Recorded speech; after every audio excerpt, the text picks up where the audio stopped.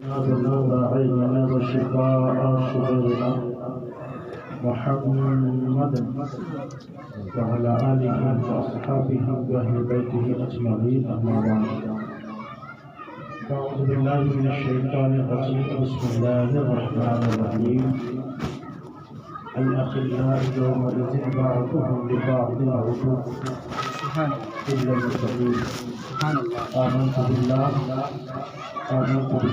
صدق الله مولانا العظيم وصدق رسوله النبي الكريم المبين المعود الكريم وبلغنا على رسوله الكريم والحمد لله رب العالمين. إن الله وملائكته يصلون على النبي يا أيها الذين آمنوا صلوا عليه وسلموا تسليما. اللهم صل على سيدنا محمد وعلى آله وسلم. صلاة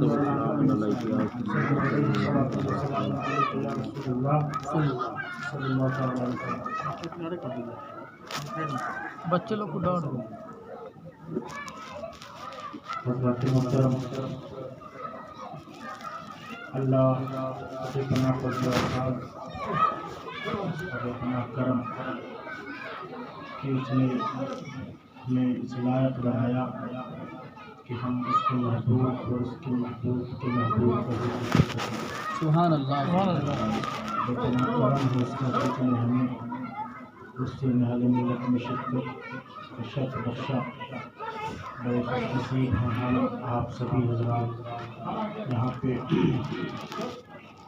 جو میری مائیں بہنیں حاضر ہیں. اللہ رب العزت یہ سب کے علم میں، عمل میں، رزق میں برکت عطا فرمائے. آمین آمین. بڑا اس کا موسم ہے، اس کا موقع ہے. تاریخ 15 جمادی الثانی کی نہل ملت کی وسائل کی چند تاریخ ہے. چند اسباب کی بنیاد پر اس تاریخ پر بڑا پروگرام نہیں ہو سکا، جس وجہ سے 25 فروری جو اس پاک کے لیے تمام لوگوں کے رائے اور مشورے سے منعقد اور اس کو تعین کیا گیا ہے. لیکن کچھ بھی ہو، تاریخ تعین کی گئی ہے اور یہ اصل تاریخ ہے.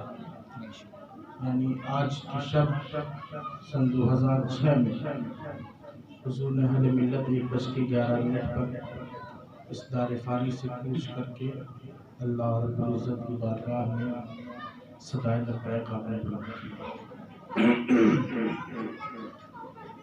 اب اس کے بعد آپ جلوس کے ساتھ چادر پوشی ہو چکی، میلاد پاک کا تمام ہے. مشکل سے 10-5 منٹ 15 منٹ یا 7:15 تقریباً ہو چکا ہے. 15 سے 20 منٹ بعد عشاء کی نماز کے ساتھ ساتھ لنگر بھی شروع ہو جائے گا. پھر اس کے بعد ذکر توشے کی فاتحہ اور 1:11 پر اپنے جرینہ روایت کے مطابق کل حضور نہل ملت کے منعقد ہوگا. تمام چیزیں جو اس کے تعلق سے ہوتی ہیں، چاہے وہ جلوس ہو، لنگر ہو، میلاد پاک ہو، مجلس پاک ہو، توشے کی فاتحہ ہو، یہ تمام چیزیں آپ اگر کسی عام انسان کے لیے کریں تو سالانہ فاتحہ کہلاتی ہے. کسی بزرگ کے نام سے کریں تو اسے عرس کہا جاتا ہے.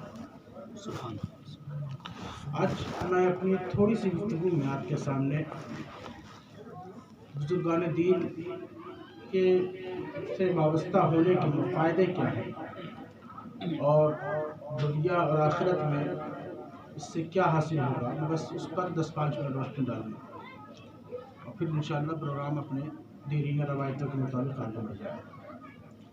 اس سے قبل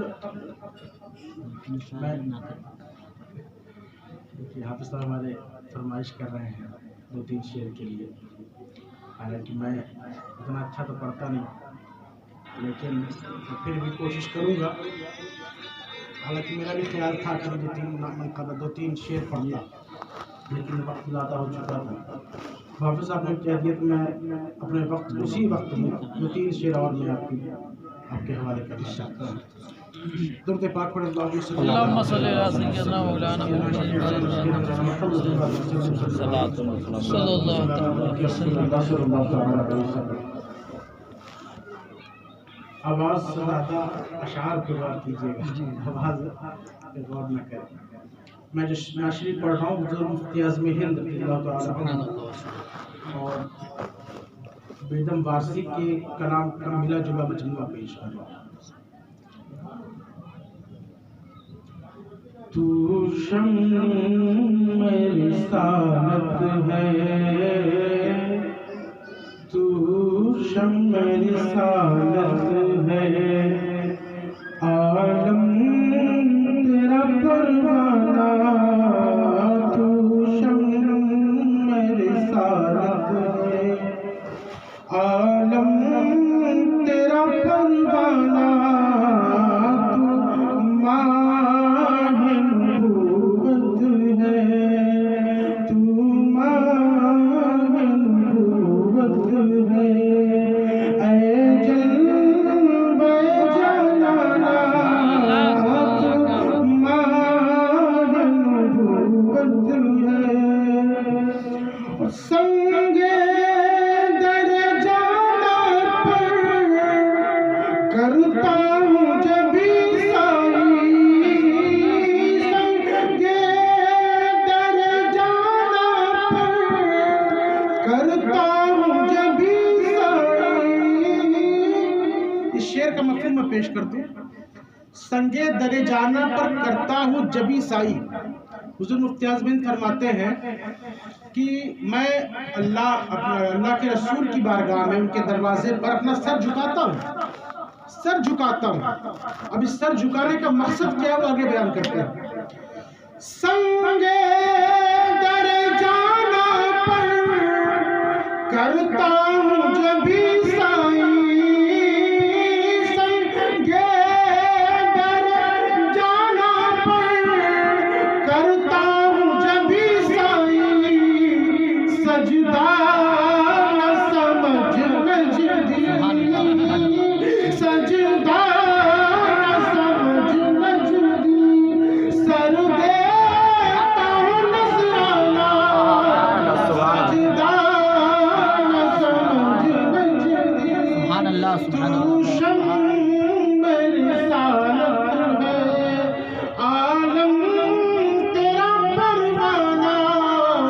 تو ماہ نبوت ہے، سبحان اللہ سبحان اے اللہ. جلوہ جلالا. تو ماہ نبوت ہے.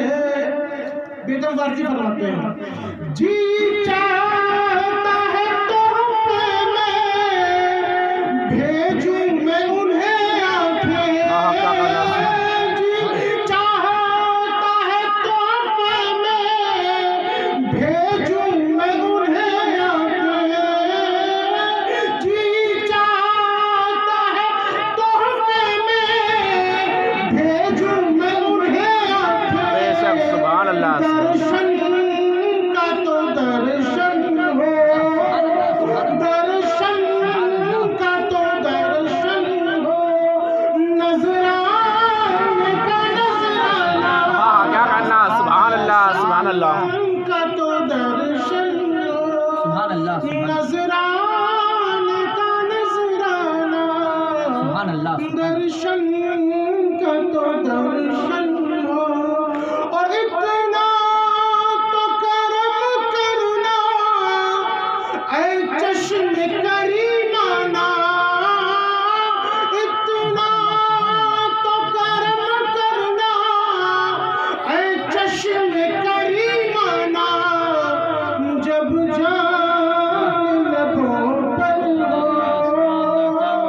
جب جان لبوں پر ہو، تم سامنے آ جانا.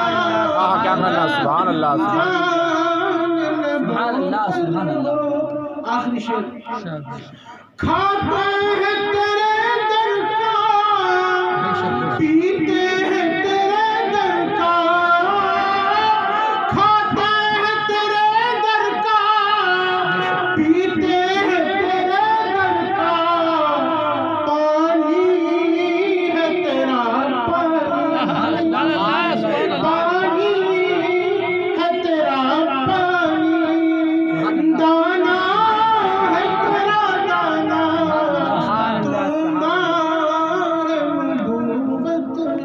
شک بے شک تو شمع رسالت ہے، تو ماہ نبوت ہے۔ درود پاک پر اللہم صلی اللہ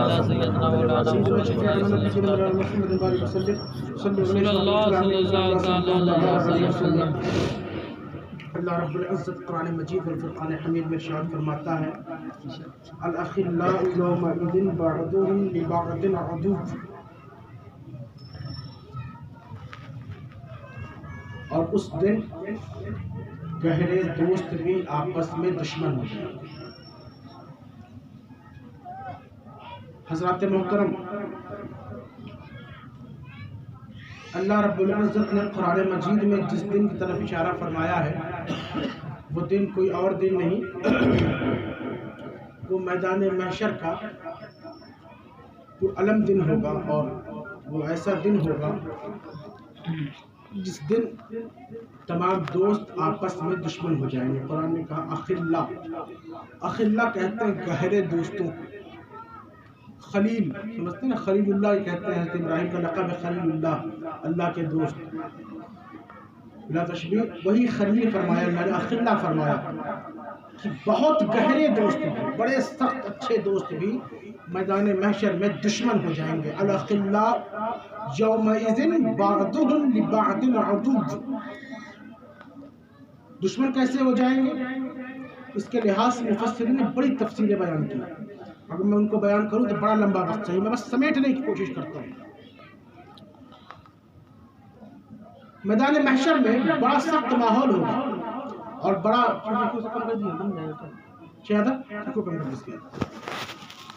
اس دن میدان محشر کا جو وقت ہوگا، جو ماحول ہوگا وہ بڑا سخت ہوگا، بڑا کٹھن دور ہوگا، اور میں بڑے افسوس کا اس چیز کو کہنا چاہوں گا کہ آج ہمارے درمیان وہ خوف نکلتا جا رہا ہے، اس دن کے تعلق سے ڈر نکلتا جا رہا ہے، اور ہمیں اس بات کی فکر ہی نہیں ہے کہ ہمیں اپنی زندگی کا ایک عرصہ گزارنے کے بعد رب کی بارگاہ میں حاضری دینا ہے۔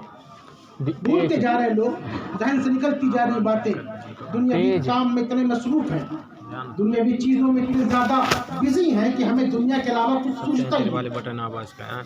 لیکن یاد کیجیے یہ جو زندگی آپ کی ہے، 10 سالہ 20 سالہ 50 سالہ 60 سالہ زندگی ہے آپ کی، یہ ایک دن ختم ہو جانی ہے، فنا ہو جانا، اس کو بھی کچھ باقی نہیں رہے گا۔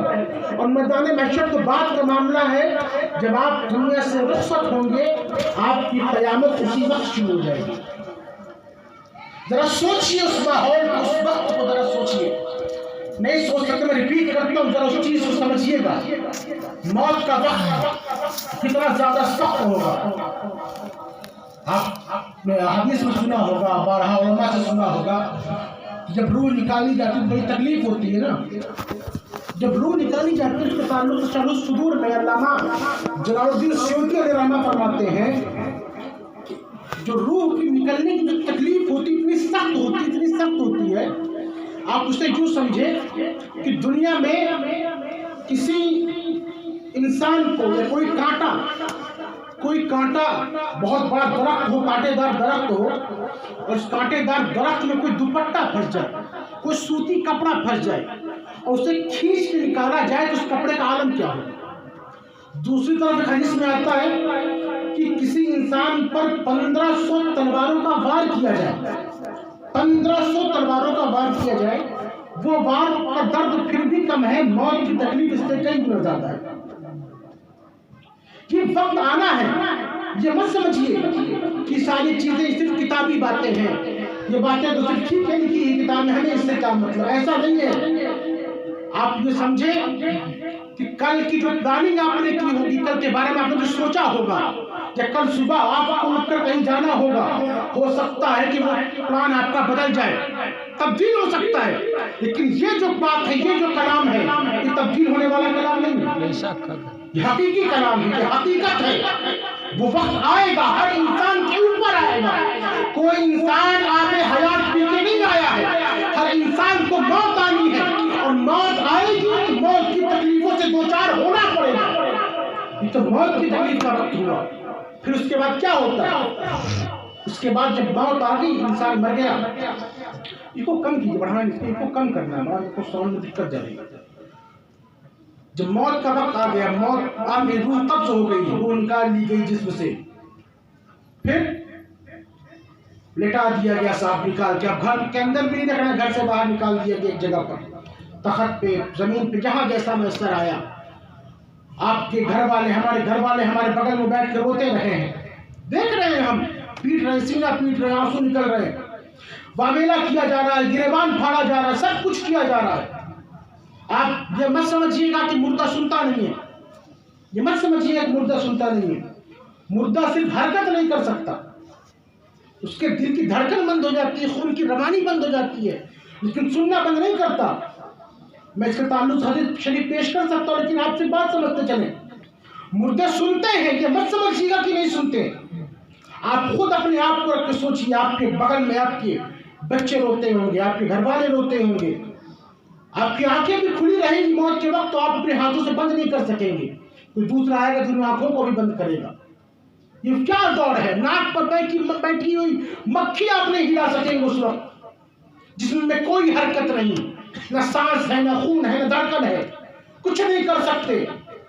بغل میں بیٹھ کے لوگ رو رہے ہیں, ان کو منع بھی نہیں کر سکتے, انہیں خاموش بھی نہیں کرا سکتے. پھر اس کے بعد آپ کے جسم سے آپ کے کپڑے کو نکالا جائے گا. اور ابھی تو کپڑے آپ اتارتے ہیں نا, جو غسال ہیں, جو غسل دیتے ہیں, جانتے ہیں جب بدن سے مردوں کپڑے نکالا جائے تو کاٹ کے نکالا جاتا ہے, کئی چیز سے کاٹ کے آپ جن سے کپڑے بھی نکال دیے جائیں گے. آپ تو خود غسل بھی کرنے کے لائق ہم نہیں بچیں گے اس وقت. کوئی دوسرا ہوگا جو ہمیں غسل دے گا, کبھی دائیں لٹا دے گا, کبھی بائیں لٹا دے گا, کچھ نہیں کر پائیں گے اپنے ہاتھ سے. پھر سفید لباس میں لپیٹ دیا جائے گا اور قبر کی اندھیری میں اتار دیا جائے گا. کچھ نہیں گیا صاحب, کچھ میسر نہیں آیا. یہ دنیا جس کے لیے ہم نے اپنے تمام فرائض و واجبات چھوڑ دیے, یہ دنیا جس کے لیے ہم نے رب کی نافرمانیاں کی, یہ دنیا جس کے لیے ہم نے نمازوں کو ترک کیا, روزوں کو ترک کیا, زکات کو ترک کیا, بد اخلاقی کر دی, یہ دنیا جس کے لیے ہم نے اپنی زندگی کا اہم وقت صرف کر دیا, یہ دنیا قبر میں نہیں جائے گی. رسول کائنات صلی اللہ علیہ وسلم فرماتے ہیں کہ دنیا کا انسان زندگی بھر میرا مال ہے, میرا مال, میرا مال کا لفظ بلند کرتا ہے کہ یہ میرا سامان ہے, یہ میری چیز ہے, یہ میرا بیٹا ہے, یہ میرا گھر ہے, یہ میرا سرمایہ ہے. رسول کائنات فرماتے ہیں, اے لوگوں یاد رکھنا, وہ انسان جو دنیا میں اپنی چیزوں کو سمیٹتا ہے اور کہتا ہے یہ میرا مال ہے, یہ میرا مال ہے, تو اس کے ساتھ کچھ نہیں جانے والا, اس کے ساتھ قبر میں کچھ نہیں جائے گا. اس کا مال تو صرف اتنا ہی ہے جو اس نے کھا لیا, اس کا مال تو صرف اتنا ہی ہے جو اس نے پہن لیا, اس کا مال تو صرف اتنا ہی ہے جس نے میدان محشر کے لیے آگے بڑھا دیا, جس نے اس مال کی صدقہ کر دیا. یاد رکھنا, یہ میدان محشر میں اور قبر کے عالم میں آپ کے ساتھ کچھ نہیں جانے والا. آپ کے ساتھ اگر جائے گا تو آپ کے سینے میں آپ کا ایمان جائے گا, اگر کچھ جائے گا تو آپ کے ساتھ آپ کی نیکی جائے گی, اگر بدی کی ہوگی تو بدی جائے گی. اسی لیے تو ہم کہتے ہیں لوگوں آج لے ان کی پناہ, آج مدد مانگ ان سے, پھر نہ مانیں گے قیامت میں اگر مان گیا. سبحان اللہ, سبحان اللہ. یہ قبر کا عالم ہوگا, کچھ نہیں ساتھ جانے والا, کچھ نہیں ساتھ جانے والا. میں یہ نہیں کہتا کہ انسان اپنے روزگار کے لیے پریشان نہ ہو, اپنے احباب کو نہ دیکھے, ہم یہ نہیں کہتے, لیکن یہ کہاں کا انصاف ہے کہ وہ خالق جو تمہیں پیدا کرتا ہے, وہ مالک جو تمہیں رزق دیتا ہے, وہ اللہ جس نے تمہیں ماں کے شکم میں بھی رزق دیا, جب تم بچپنے کے عالم میں تھے تب بھی رزق دیا, جب تم بڑے ہو گئے تب بھی رزق دے رہا ہے. وہ مالک جو تمہیں بھوکا اٹھاتا تو ہے لیکن بھوکا سلاتا نہیں. اسی کا حکم ہے نماز کی طرف آؤ, اسی کا حکم ہے روزے کی طرف آؤ, اسی کا حکم ہے کہ میرے دیے ہوئے مال سے صدقہ کرو. ہم نے کچھ نہ کیا, کچھ ہمارے ساتھ نہیں جاتا. میدان محشر قبر کے بارے میں بیان کر رہا تھا میں, یہ قبر کا عالم ہوگا اور قبر کے پھر اندھیرے میں ڈال دیا جائے گا, من و مٹی کے نیچے ڈال دیا جائے گا. اور بڑے اچھے لوگ ہوں گے, مخلص لوگ ہوں گے تو قبر پر کھڑے ہو کے 10 منٹ فاتحہ پڑھ لیں گے. پھر اس کے بعد کہاں کس کو وقت ہے صاحب؟ اچھے اچھے سرمایہ دار, اچھے اچھے رستم زمانے دنیا سے چلے گئے, نام و نشان ان کا مٹ گیا, کوئی پوچھنے والا نہیں, کوئی ان کا نام لینے والا نہیں. ہم کیا سوچتے ہیں کہ ہمارے آنے والی نسلیں ہمارے لیے نیک کام کرے. اللہ رب العزت ہمارے آنے والی نسلوں کو نیک بنائے اور انہیں اپنے مرحومین کے لیے سارے ثواب کی توفیق عطا فرمائے. آمین. لیکن آپ سوچیں ذرا اس چیز کو، آج اس دور حاضر میں سوچیں آپ کتنے لوگوں کو فرصت ہے قبرستان جانے کی، کتنے لوگوں کو لوگ. اچھا سب سے بڑی بات تو یہ ہے کہ جو انسان اپنے رب کا وفادار نہ ہو سکے وہ دنیا دار کا وفادار کیسے ہو سکتا ہے، کسی اور کا وفادار کیسے ہو سکتا ہے. جو انسان اپنے رب کی بارگاہ میں پانچ وقت سر نہ جھکاتا ہو اس سے کیسے امید کی جائے کہ وہ مرنے کے بعد ہمیں سارے ثواب کرے گا. اسی لیے اپنے ساتھ اگر کرے تو بڑی اچھی بات ہے، لیکن لوگوں ہر انسان اپنے عمل کا ذمہ دار خود ہوگا. ایسا عمل کر کے جاؤ، ایسا عمل کر کے جاؤ. ثواب جاریہ صرف مرنے کے بعد ہی نہیں کیا جا سکتا، ثواب جاریہ کا عمل زندہ رہتے بھی کیا جا سکتا ہے. کیسے کیا جا سکتا ہے یہ بھی سن لیں. ثواب جاریہ کے تعلق سے آپ نے علماء سے بارہا سنا ہوگا، مدارس میں حصہ لے لیجئے، مساجد میں حصہ لے لیجئے.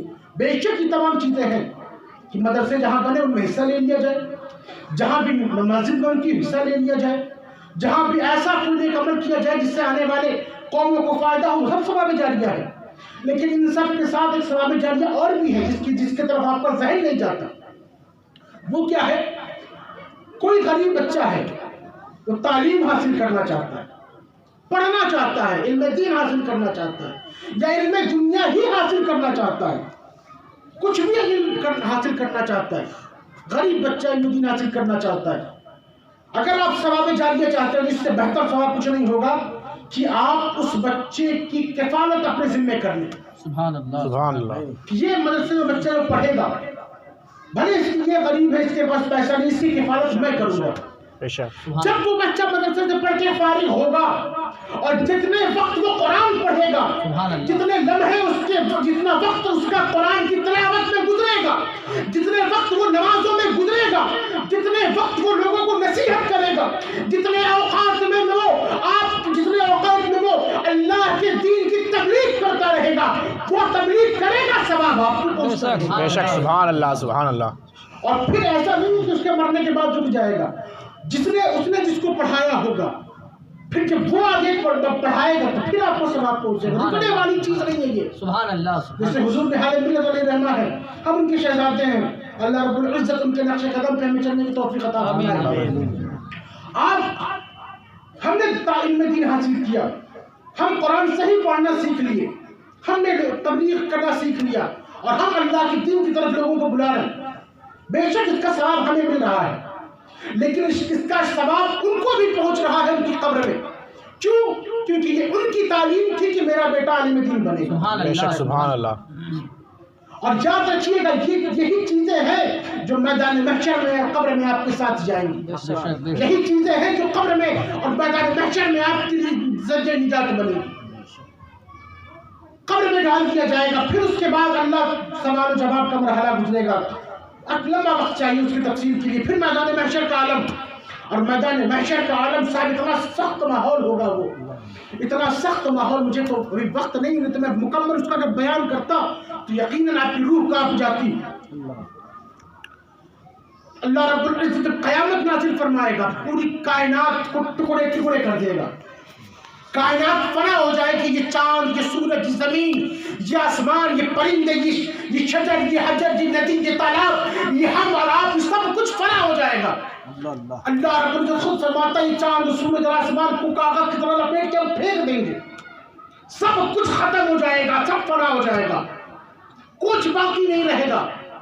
علامہ کافی نے کہا نہ کوئی گل باقی رہے گا، نہ چمن رہ جائے گا، بس رسول اللہ کا دین حسن رہ جائے گا. کیا کہنا. سبحان اللہ. رسو کم خواب کی پوشاک پہ نازا نہ ہو، اس تنے بے جان پہ خاکی کفن رہ جائے گا.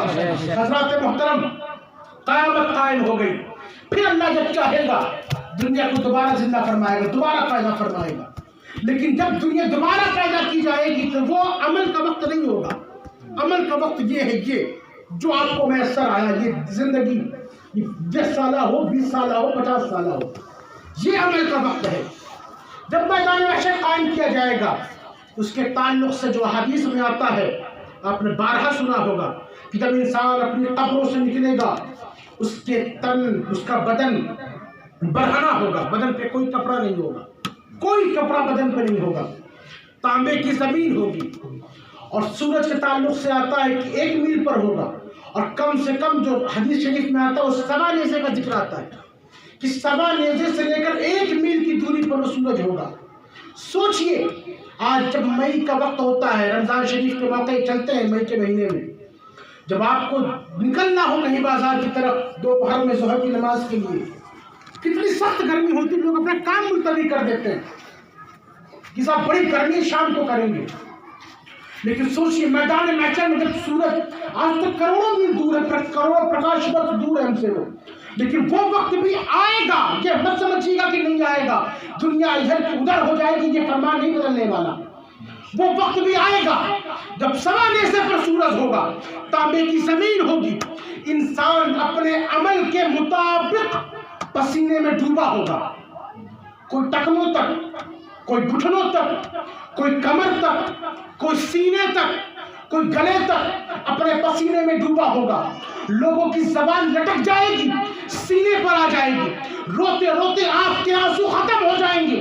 اب فرماتے ہیں کہ آنکھیں جو ہے یہ پھوٹ کے بہنے لگیں گی، انسان کا وجود پریشان ہوگا، اور اسی عالم میں آپ اور ہم سب میدان محشر کی طرف بڑھیں گے، اور جب وہاں پہ حاضر ہوں گے کوئی جار و مددگار نہیں ہوگا، کوئی حمایت کرنے والا نہیں ہوگا، کوئی ساتھ دینے والا نہیں ہوگا، اور میدان محشر میں جو اللہ نے فرمایا ہے کہ الاخلاء یومئذ بعضهم لبعض عدو، اس دن پکے دوست بھی دشمن ہو جائیں گے، وہ اس لیے دشمن ہو جائیں گے کہ جب انسان وہاں پہنچے گا نام اعمال تولا جائے گا، نام اعمال میں نیکیاں کم ہوں گی، گناہ زیادہ ہوں گے، وہ انسان کہے گا کہ اے میرے مولا یہ گناہ کرنے تو میں نہیں جا رہا تھا، میرے فلاں ساتھی نے مجھے کہا کہ اے میرے دوست چل شراب کے اڈوں کی طرف چلا جائے، میرے دوست نے کہا تھا، میرے جگری دوست نے کہا تھا چل میرے دوست جوئے کے اڈوں کی طرف چلا جائے، زنا کے اڈوں کی طرف چلا جائے، مولا میں یہ گناہ نہیں کر رہا تھا، میرے دوست نے مجھ سے یہ گناہ کروایا ہے۔ اللہ فرمائے گا اے میرے بندے ہم نے تمہیں عقل و شعور دیا تھا، ہم نے تمہیں قانون دیا تھا، ہم نے تمہیں شریعت دی تھی، مصطفیٰ کا ضابطہ دیا تھا، تو نے اس ضابطے کو چھوڑ کر اپنے دوست کے فرمان پہ عمل کیا ہے۔ اے میرے بندے تو نے میرے فرمان کو چھوڑ کر اپنے دوست کے کہنے پہ عمل کیا ہے، اس بنیاد پر وہاں دشمنی ہو جائے گی۔ اور ایک روایتوں میں یہ بھی آتا ہے، تفسیر میں اس بات کا بھی ذکر ہے کہ میدان محشر میں ایسا بھی ہوگا کہ بیٹا پریشان ہوگا، وہ بیٹا اپنے باپ کے پاس جائے گا، کہے گا میرے والد، آپ میرے والد ہیں، آپ مجھے بچپن میں کھلایا کرتے تھے، آپ کے کندھوں پر بیٹھ کر میں نے زندگی کے ایام دیکھے ہیں، آج میرے پاس نیکیوں کی کمی ہے، آپ مجھے نیکیاں دے دیں۔ نہ ماں نیکیاں دینے کو راضی ہوگی، نہ باپ نیکیاں دینے کو راضی ہوگا، نہ بھائی نیکیاں دینے کو راضی ہوگا، نہ کوئی سچا دوست میدان محشر میں نیکیاں دینے کو راضی ہوگا، اسی بنیاد پر دشمنی ہو جائے گی۔ المختصر یہ ہے کہ میدان محشر میں کوئی ساتھ نہ آئے گا، کوئی کام نہ آئے گا، اور جو دوست دنیا میں آپ کی دوستی کا دم بھرتے ہیں اور آپ کو گناہ کرواتے ہیں، یاد رکھیے گا میدان محشر میں وہی دوست آپ کے دشمن ہو جائیں گے۔ لیکن سوال یہ پیدا ہوتا ہے اے مولا تو بڑا رحیم و کریم ہے، اے مولا تو غفار ہے، مولا تو نے گناہوں سے بچانے کے لیے اپنے انبیاء کرام کو بھیجا، رسولان اعظام کو بھیجا، اور جب مصطفیٰ جان رحمت اسحاق جان عالم سے رخصت ہو گئے تو مولا تو نے اپنے بندوں کو بچانے کے لیے اولیاء کرام کو بھیجا۔ تو میدان محشر میں بھی کوئی ہے جو ہماری مدد کر سکتا ہے؟ تو اللہ فرماتا ہے للمتقین، میدان محشر میں کوئی کام نہ آئے گا مگر غوث اعظم کام آئیں گے، غریب نواز کام آئیں گے، مجاہد ملت کام آئیں گے، نہال ملت کام آئیں گے۔ کیا کرنا؟ سبحان اللہ سبحان اللہ۔ فرماتے ہیں کہ کوئی کام نہ آئے گا الاخلاء یومئذ بعضهم لبعض عدو الا المتقین، مگر متقی کام آئیں گے، پرہیزگار کام آئیں گے، وہ جن کے لیے فرمایا گیا قرآن میں الا ان اولیاء اللہ لا خوف، وہ کام آئیں گے۔ اور یاد رکھیے یہ بات میں تحدیث نعمت کے طور پر عرض کر دوں، جہاں جتنے بھی لوگ حاضر ہیں ان میں سے اکثر و بیشتر لوگوں نے حضور نہال ملت کے صحبت اختیار کیا، اکثر و بیشتر لوگوں نے، میں بنام بھی واقف ہوں اور بائی فیس بھی واقف ہوں۔ یاد رکھیں میں آپ کو جنت کی بشارت تو نہیں دے رہا، لیکن حدیث پاک کی روشنی میں خوشخبری ضرور دے رہا ہوں۔ بخاری شریف کی حدیث پاک ہے، میدان محشر میں اللہ کے کچھ بندے ایسے ہوں گے جن کو گناہ کی بنیاد پر اللہ فرمائے گا کہ اے فرشتوں انہیں لے جاؤ جہنم میں ڈال دو۔ جب وہ جہنم کی طرف جانے لگیں گے تو ایک اولیاء کرام کی جماعت ہوگی، اللہ فرمائے گا اے میرے بھائیو تم جاؤ جنت کی طرف، جنت میں اپنا مقام دیکھ لو۔ وہ اولیاء کرام جو ہے بخاری شریف کی حدیث پاک ہے، فرماتے ہیں کہ وہ اللہ کے ولی کہیں گے مولا ہم تیری جنت میں نہیں جاتے۔ یہاں تو پریشانی کا عالم ہے کہ جنت کیسے مل جائے، جنت کے دروازے پہ کھڑے ہونے کا اجازت مل جائے، لیکن وہ ولی کہیں گے کہ مولا ہم تیری جنت میں نہیں جاتے۔ اور لفظ یہ ہے حدیث پاک کا کہ وہ اللہ سے تنازع کریں گے، اپنی زبان میں اپنی محبت کے انداز میں جھگڑا کریں گے، لڑائی کریں گے اللہ سے۔ میں اسے جھگڑا نہیں کہتا، اسے لڑائی نہیں کہتا، تنازع فرمائیں گے۔ وہ اللہ سے کہیں گے مولا ہم تیری جنت میں نہیں جاتے۔ اللہ فرمائے گا کیوں نہیں جاتے؟ تو فرمائیں گے عرض کریں گے مولا کہ ہم دیکھ رہے ہیں کہ تیری جہنم میں ایسے بھی لوگ ہیں متجالسین فیہا جو ہمارے ساتھ بیٹھا کرتے تھے، کیا کہنا سبحان جو اللہ، ہمارے ساتھ بیٹھا کرتے تھے، جو ہمارے ساتھ نماز پڑھا کرتے تھے، جنہوں نے ہمارے ساتھ افطاریاں کی ہے، جنہوں نے ہمارے ساتھ حج کیا ہے، جنہوں نے ہمارے ساتھ سفر کیا ہے۔ اللہ فرمائے گا میرے بندے کیا چاہتے ہو؟ تو فرماتے ہیں حدیث پاک میں آتا رسول اللہ فرماتے ہیں کہ وہ بندے عرض کریں گے مولا ہم اس وقت تک جنت میں نہیں جاتے جب تک کہ ہماری ساتھی جنت میں نہ چلے جائیں۔ کیا کہنا سبحان اللہ، جب سبحان تک کہ ہمارے ساتھی جنت میں نہ چلے جائیں۔ اللہ فرمائے گا جنت میں چلے جاؤ، نہیں جاتے۔ فرمائے گا مولا کیا کیسے جاؤ گے؟ فرمایا مولا ہمارے ساتھیوں کو پہلے بھیج تب ہم جنت میں جائیں گے۔ پھر فرمایا گیا جب وہ اللہ سے تنازع کریں گے، اللہ فرمائے گا اے میرے بندے تو کیا چاہتا ہے کہ تیرا ساتھی تیرے ساتھ جنت میں چلا جائے تو ہاتھ پکڑ لے، ایک ایک کو جنت کا راستہ دکھا دے۔ کیا کہنا سبحان اللہ، سبحان اللہ، یہ ہے ولیوں کی پہچان اور یہ ہے ولیوں کا فائدہ۔ دنیا سوچئے یہ بھی بات کہ جو انسان آخرت کی پریشانی کو ٹال دے، آخرت کی پریشانی تو دنیا سے بڑی پریشانی ہوگی نا۔ جی آخرت کی پریشانی سوچی میدان محشر میں تو کسی کی کرامت نہیں چلنے والی، یہاں تو کچھ نہ کچھ ہے بھی، کوئی راستہ بھی ہے۔ میدان محشر کی پریشانی دنیا کی پریشانی سے 1000 گنا بڑی ہوگی۔ تو جو میدان محشر کی پریشانی کو ٹال دے وہ دنیا کی پریشانی کو بدرجہ اولا ٹال دے۔ لیکن ضروری ہے کہ اس کے لیے ولایت ہونی چاہیے، ولی ہونا چاہیے۔ جو ولی ہوگا میدان محشر میں بھی پریشانی کو ٹال دے گا، دنیا میں بھی پریشانی کو ٹال دے گا۔ اور ولیوں کی پہچان کیا ہے؟ اللہ نے خود ہی فرمایا الا المتقین، متقین ہوتے ہیں، اللہ کے بندے ہوتے ہیں، وہ بد نہیں ہوتے، وہ نیک ہوتے ہیں، اللہ سے ڈرنے والے ہوتے ہیں، اللہ کے خوف سے رونے والے ہوتے ہیں۔ انشاءاللہ پھر کبھی موقع ملا تو اس آیت پر اور اس موضوع پر مکمل تفصیل سے گفتگو ہوگی۔ اللہ نے کہا کہ پیارے حبیب کی جلوہ گری کرائے تو سب سے پہلے